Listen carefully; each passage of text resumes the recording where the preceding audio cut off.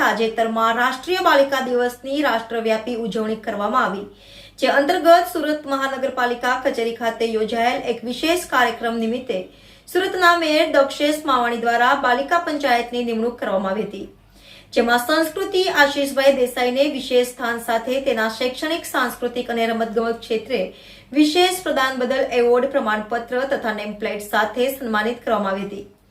મૂળ ઓલપાડ તાલુકાના અસનાડ ગામની વતની અને હાલ જહાંગીરપુરા સુરતની નિવાસી પ્રતિભાશાળી દીકરી સંસ્કૃતિ દેસાઈની આ વિશેષ ઉપલબ્ધિએ ભૂલકા ભવન શાળા સહિત પરિવાર અને સમસ્ત અનાવિલ સમાજનું નામ રોશન કરેલ છે. Reporter Narsinh Mevada, NN news.